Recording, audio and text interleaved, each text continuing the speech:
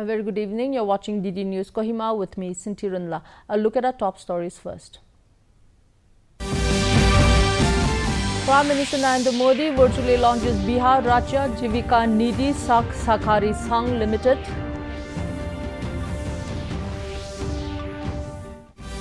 BJP Mahila Morcha Nagaland protests against derogatory remarks against Prime Minister and his mother.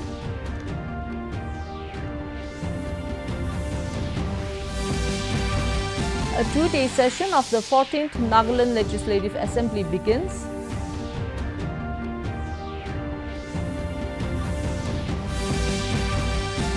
And Prime Minister Narendra Modi inaugurates Semicon India 2025 at Yashobhoomi in New Delhi.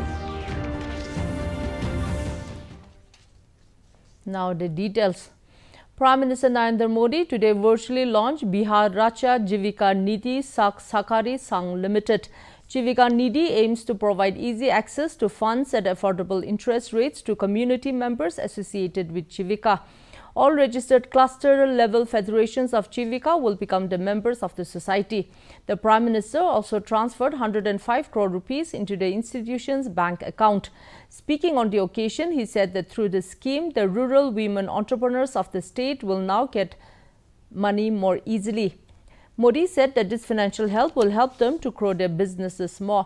The Prime Minister said that India's development is in the empowerment of its women, and to empower women, it is essential that all kinds of difficulties are removed from their lives. Modi has also highlighted that government is committed in increasing the income of women through schemes like Lakpati Didi, Drone Didi and Bank Sakhi. The Prime Minister expressed deep pain over the derogatory remarks made by opposition at the RJD Congress stage against his mother. Mr. Modi criticized the opposition for targeting his mother, who is no more and had nothing to do with politics. The Prime Minister said that he has worked tirelessly for the country every day, every moment, with the blessings of his mother. मुश्किलें कम हो, इसलिए हम माताओं, बहनों, बेटियों की जिंदगी को आसान बनाने के लिए अनेक विध काम कर रहे हैं, अनेक प्रकार के काम कर रहे हैं। ये सारी योजनाएं माताओं, बहनों की सेवा का एक बहुत बड़ा महायज्ञ है। और आज इस कार्यक्रम में मैं Bharatiya Janata Party BJP Mahila Morcha Nagaland yesterday staged a protest rally opposite Congress Bhavan Dimapur, condemning the alleged derogatory remarks made against Prime Minister Narendra Modi and his late mother Heraben during Rahul Gandhi's voter Adhikar Yatra at Darbhanga, Bihar. The BJP Mahila Morcha, along with the party workers, held placards that read, "Congress can't tolerate poor people's son as PM, insult of a mother not tolerable to an Indian son or daughter, enough of Congress nonsense," etc. While addressing the rally, BJP Mahila Morcha President Sachongla Rotrong said the incident in Darbhanga had shaken every Indian who believes in dignity and respect. She noted that even though Rahul Gandhi and RJD leader Tejaswi Yadav had left before the offensive remarks were made, true leadership is judged not by presence but by responsibility. She said that if such language is heard from your stage under your banners, the first duty of a responsible leader is to condemn it immediately and apologize to the people of India. Instead, what followed were delays, blame games and legal complaints, Rotrong said. Similar demonstrations across the country took place, including in Patna, Surat and Chhattisgarh, where BJP leaders demanded accountability from Congress. Protests broke out in Patna and Surat. BJP workers clashed with Congress supporters, and the air of public life was poisoned by anger and bitterness. Such a spectacle tarnishes the dignity of our democracy and risks dividing communities in the name of temporary political gain. Worse still, as seen in Chhattisgarh, where BJP leaders demanded an apology, the ripple effect of this incident is spreading nationwide. When political rhetoric degenerates into personal vilification, the victim is not just the person insulted, the victim is India itself. If we do not draw the line now, we risk corrupting the very foundation. In other news, the two-day session of the 14th Nagaland Legislative Assembly began today with Chief Minister Nipi Rio making obituary reference to the passing away of late La Ganesan, Governor of Nagaland, and Speaker Sharingayan Longkama making obituary reference to the passing away of late Nangsang Yapang, former member of the Nagaland Legislative Assembly. Meanwhile, Chief Minister Rio has reiterated state government's opposition to the reimposition of the Protected Area Permit (PAP) and the sealing of the Free Movement Regime (FMR) along the Indo-Myanmar border, citing the state's peaceful conditions and potential impact on tourism and local communities. Responding to a supplementary question in the Nagaland Legislative Assembly, he said that while PAP and FMR have been enforced across Nagaland, Arunachal Pradesh, Manipur and Mizoram, Nagaland has remained stable and has not experienced a refugee influx despite unrest in neighboring regions and Myanmar. The 215-kilometer international border divides Naga tribes, villages and families. Imposing fencing and movement restrictions will not only alienate our people, he said.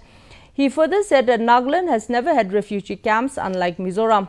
The Chief Minister expressed concern that such restrictions could harm tourism in the state. Later, a discussion on matters of public importance, unemployment in Nagaland, was raised by Hekani Chakalu, advisor, and supported by MLA Wangpang Khonyak and MLA Dr. Kekulhule Yome. Hekani said that the Viksit Nagaland 2047 will depend on how we shape and mold the youth of Nagaland. The youth in our state is confronted with various challenges, and one being the unemployment challenge. The educated youths and the labor force are increasing day by day, but the growth of employment is very slow because of slow pace of development in the private sector and government jobs are saturated. She said Nagaland has a talented pool of young people who are creative, innovative and with a very high entrepreneurial skills, but when we look at the statistics, Nagaland has consistently been shown as the highest unemployment rate. She requested the 60 legislators to encourage the young people to get out of their comfort zones. Government of India will take a review, but because of the NPG groups who are not under ceasefire, there are problems in the border. Prime Minister Narendra Modi today inaugurated the Semicon India 2025 at Yashubhoomi in New Delhi. Aimed at catalyzing India's semiconductor ecosystem, the three-day conference will focus on advancing a robust, resilient and sustainable semiconductor ecosystem in the country. It will feature sessions on the progress of the Semicon India program, smart manufacturing, innovations in research and development and artificial intelligence, investment opportunities, state-level policy implementation, among others. Addressing the inaugural ceremony, Union Minister for Electronics and IT, Ashwini Vaishnav, said that since the launch of the India Semiconductor Mission, the world is looking towards India with full confidence.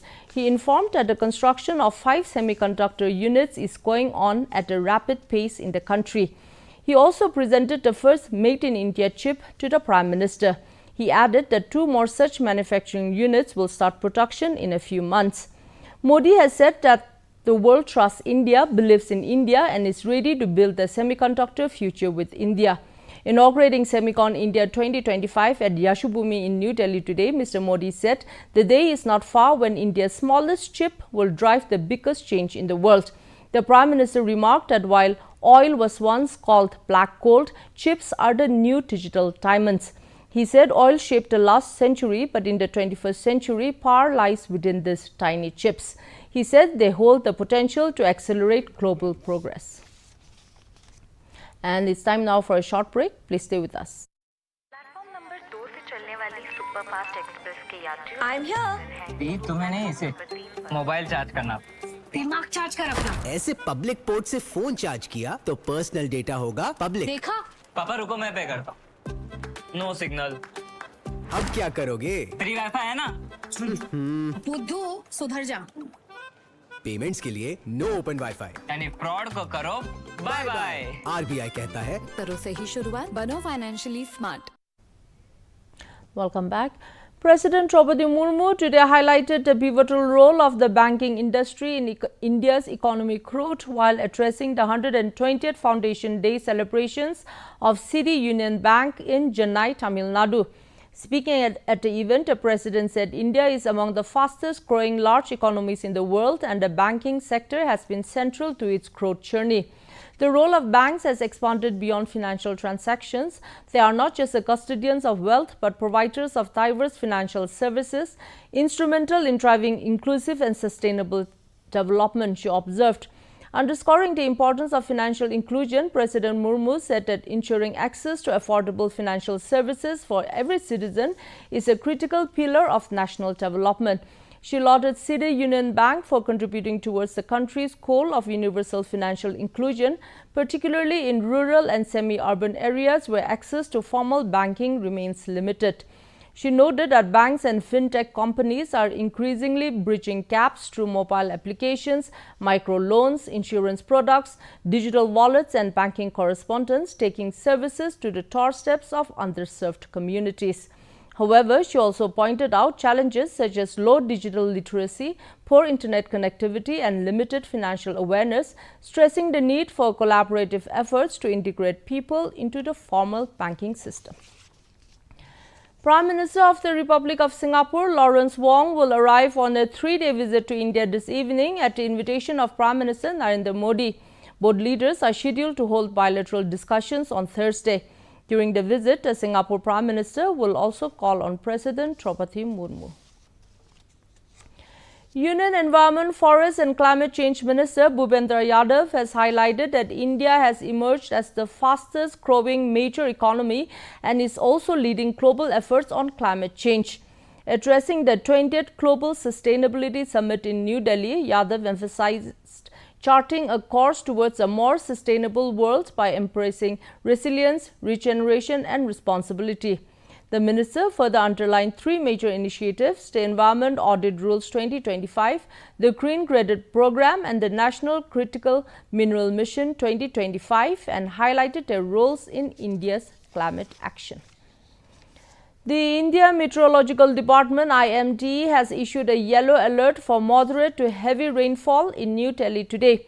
Talking exclusively to Akashvani News, IMD senior scientist Dr. R.K. Chenmani said that the Himalayan states, mainly Uttarakhand and Jammu and Kashmir, will receive heavy to very heavy rainfall during the next 24 hours. IMD further issued a red alert for rainfall in Punjab today. Dr. Chenmani added that in eastern India, Odisha and Chhattisgarh are expected to experience heavy to very heavy rainfall throughout the day. Due to rising water levels in Yamuna, the Delhi Traffic Police has issued a travel advisory that Old Iron Bridge will remain closed for traffic and public movement till further orders or until 4 p.m. today. Like situation have caused mayhem, bringing traffic and routine to a standstill in many other districts of the state. Meanwhile, continuous rains have caused large-scale damage to the state of Punjab, bringing life and routine to a standstill. The NDRF teams evacuated 369 people to safer locations in some flooded areas. They also assisted the civil administration with relief distribution and provided medical aid to those affected. Rajasthan has witnessed more. And now we'll look at the weather reports across Nagaland. Kohima today recorded a maximum temperature of 27 degrees Celsius and a minimum temperature of 19 degrees Celsius, while Dimapur had a maximum temperature of 33 degrees Celsius and a minimum temperature of 24 degrees Celsius. Wokha experienced a maximum temperature of 28 degrees Celsius and a minimum temperature of 23 degrees Celsius. Mongkokchung had a maximum temperature of 30 degrees Celsius and a minimum temperature of 20 degrees Celsius. Mon had a maximum temperature of 32 degrees Celsius and a minimum temperature of 23 degrees Celsius. Towards the east, Twinsang had a maximum temperature of 23 degrees Celsius and a minimum temperature of 17 degrees Celsius.